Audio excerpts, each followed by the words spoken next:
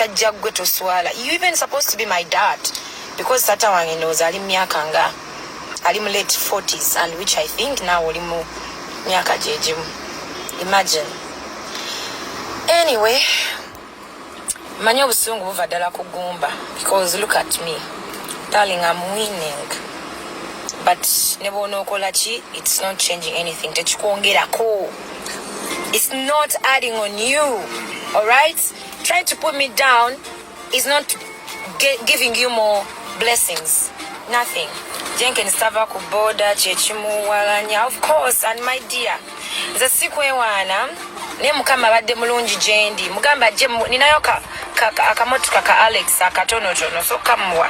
Atakulekera tomulekera Spice Dana kyaddaaki avuddemu omwasi naddala ku Mukulu Mukasa Jenkins. Ono nno y'omu ku bakwasaganya talk show yaabwe ne Kasuku yes n'abasigadde nga babeera ku talk show yaabwe. Naye Spice Dana abadde specific naddala ku Jenkins. Omanyi bagamba atakulekera tomulekera. Spice Dana agenza olanga ennyindo bagiringiriza nnyo kwe kujja omusaayi. Spice Dana agamba omusajja ono actually alina myaka gya taata we sinakindi asingako ne ku taata wagamba ayitiriza nnyo okubeera nga erinnya lyali kkakkanya, ayitiriza nnyo okubeera nga amujooga, ayitiriza nnyo okubeera nga amujolonga, ayitiriza nnyo okumwerippako. Spice Dana buli erinnya walyogerako abeera anoonya ngeri ki gy'aliteeka wansi ye ng'omuntu kye kimukolera.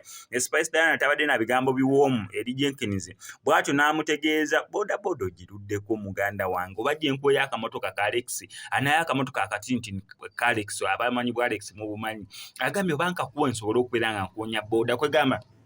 Spice Dana akyogeza out of obusungu out of obulumi okubira ddala ku ntobo y'omutima gwe kubanga omusajja mukulu amulemeddeko. Omusajja mukulu ali myaka egizaala Spice Dana naye omusajja amulemeddeko. Buli wamwogerako abeera ayagala kubeera nga amukkakkanya, buli wamwogerako abeera ayagala kubeera nga amuzza wansi. Wano ku SMX Media fe kyekyenjawulo kye tulina siraba nsonga lwaki nkwogerako nkukkakkanya nedda kyokka ate nga ne wookoze ekirungi sikwogerako kati gwobeera oyagala kufunirawa gw'omuntu olaba ng'ekikususseeko naddala ku social media platforms ez'enjawulo olabye post togyagadde scrolling ogiyiteko naye olina takinga effort na disliking thumbs down noamala okutekinga thumbs down n'ayagala n'okureporting account on top of that n'akomentinga kikomenti ekibi oli akoze makeup tobyagadde ebyakola oba totoliyozeza ateekayo tekyetaagisa gamba nange makeup ebi tomanyi kumanya makeup gobeera tobyagadde scrolling nga kiri simple naye go demotivating omuntu to the extent omuntu watuuka okubeera ng'awulira bobe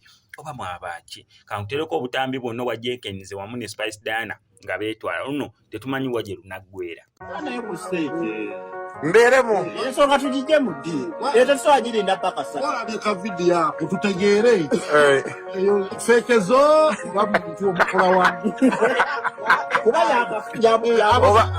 oba awusanya obba ensi ofisi obudde ate enfisi amanyi obbukozesa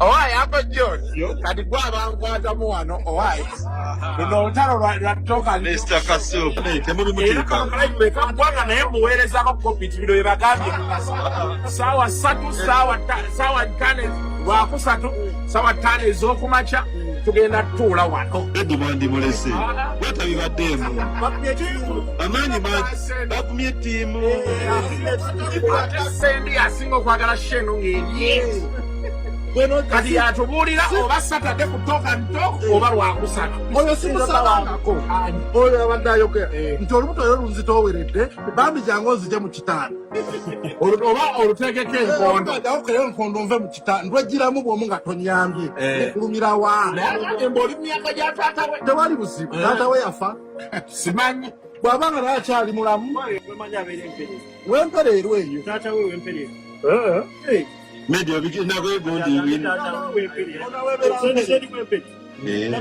face I think face wawa face wecha tata wani